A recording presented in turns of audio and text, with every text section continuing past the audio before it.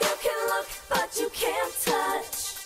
You keep dreaming on the stars above.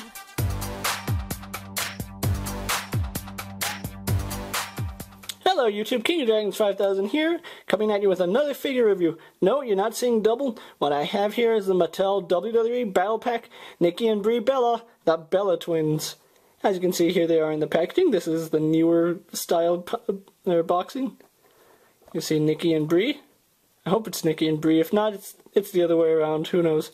With a Divas title, which I don't like that at all, but I already have the VAC Metal Elite one, so I'm not too worried. You see a picture of Nikki and Brie. Then you have other figures in this assortment, which is Triple H, Curtis Axel, and then the Shield, Seth Rollins and Dean Ambrose. Really not much more we can say. It's a really nice packaging. So what I'm going to do now is get them opened up and go on to their review. So sit tight, folks. And here we have Nikki and Brie out of packaging. And before we get onto them, they did come with a Divas title.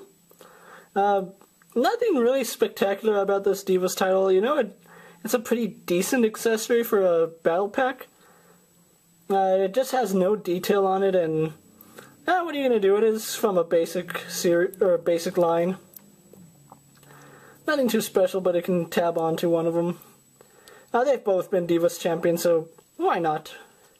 Now let's move that off to the side. And so here we have Nikki and Brie out of packaging. Let's get a good 360 of both of them. I'm going to try to do this. Really nice figures, I'm going to say right off the bat. A little outdated for Nikki because her gear has changed in recent months, but it's nice for the time period.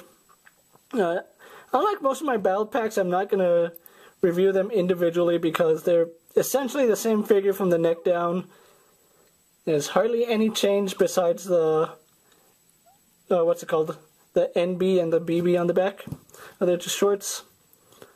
But really nice figures. Let's get some details in here really fast. They look enough like the Bellas that, you know, I'm willing to let that slide. They're both wearing their red gear. And even if you didn't know, Nikki has the more wavy hair, Brie has a straight hair. They're really nice figures, I'm going to say that, and I would have liked it if their attires had just a little more detail. Highlights go a really long way, especially when it comes to just one color. It feels a little cheap, honestly. If they had added like black highlights or just something to break up all this red, it probably would have been a better figure. Not saying that they're bad figures, I just wish that there was more. They use the exact same body mold as each other, like I said, the same from the neck down.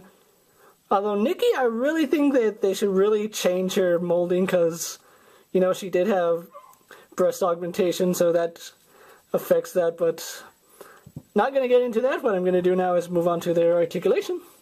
They have the exact same articulation, and I'm going to use Brie really fast. They both have a ball joint and can't really do much because of their long hair. See, their hair just puts their head back looking straight, so it would go left and right, up and down, bob to the side. They both have shoulder joints that go out. Full 360. The hair does not hinder Brie. Does it hinder Nikki at all? Nope. Hair does not hinder either one of them. They have bicep swivel, bend in the elbow, spin at the waist, and I'm just knocking Nikki around. They both have this mid-torso cut, which can bobble and acts like an ab joint. Waist swivel, and I'm never going to stop saying that. I hate this joint. They should just put that swivel right up here, keep this one mold so that, you know, you don't have this ridiculous slice. It's stupid, honestly. But legs go forward, back, out, spin at the thigh, single jointed at the knee, boot goes up and down, and spins at the boot. Or shoe, I would say, because not really wearing boots. And like I said, they have the exact same articulation. They are the same mold after all. So not much more I can say about the Bellas, so what I'm going to do now is get them posed up for my final thoughts, then we'll wrap up this review, so sit tight, folks. So here we have Nikki and Brie posed for my final thoughts. Overall, these are really nice figures.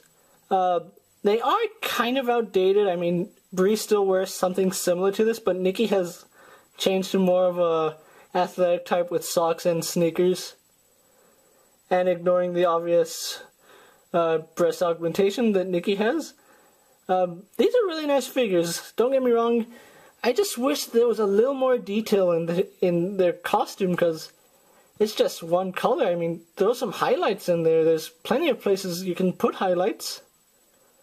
I picked these guys up at Walmart for about $22. That's average what you pay for, you know, battle packs, and I'm not too thrilled about the accessory, but that's the accessories that basic figures get. If you can pick up these divas, I highly recommend you do, especially if you missed out on their first release like I did. This is a nice chance to pick up them in their second release, somewhat updated attires.